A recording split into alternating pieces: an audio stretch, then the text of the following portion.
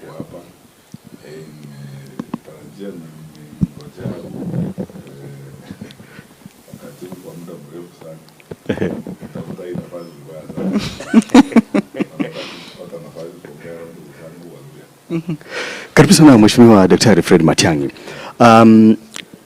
Wewe ulikuwa waziri mwenye ushupavu mkubwa zaidi katika serikali ya Uhuru Kenyatta. Je, Wakenya watakuamini vipi ikiwa utachukua urais na ulitoka kwa serikali ambayo ilikuwa na madai ya masuala ya hali ya uchumi kuwa ngumu na madeni?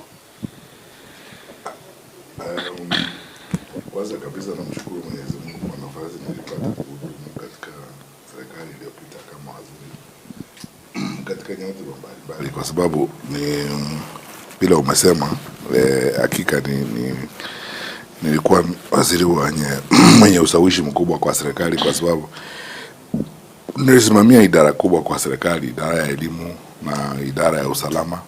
Wakati mmoja, unajua, katika tukikaribia uchaguzi wa mwaka wa 2017 nilikuwa nasimamia hizo wizara zote, kwa sababu mwenzangu Mheshimiwa hayati Jenerali Kaiseri aliaga dunia kabla ya uchaguzi, na ikabidi Mheshimiwa Rais aniulize nisimamie hizo wizara mbili. Karibu miezi 7 nilikuwa nasimamia wizara hiyo mbili, ya elimu na usalama wakati huo. Kwa hivyo tukisema wakati huo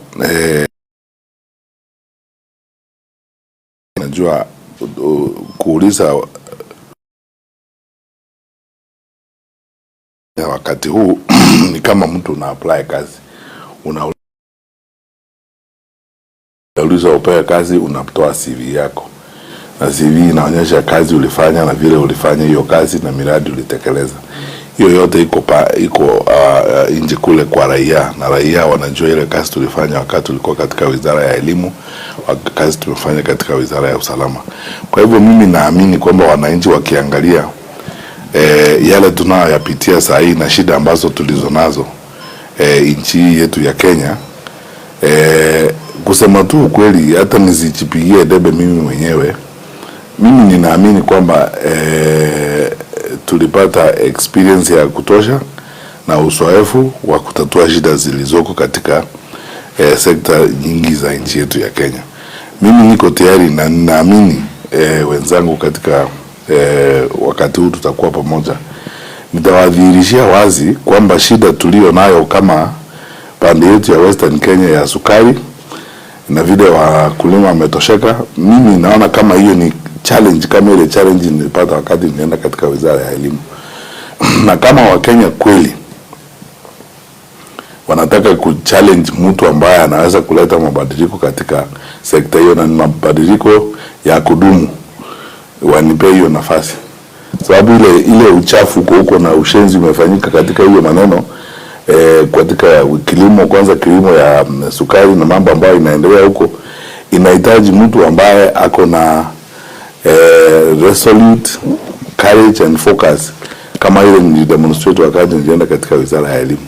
That sector needs to be cleaned up the way we cleaned up the education sector, with courage, focus and seriousness. The jokes that you see going on there cannot be left to exist forever. Watu wanaumia na tunabidi kupiga siasa kila wakati, viongozi ndio wanajitajirisha pale, wananchi wakisumbuka.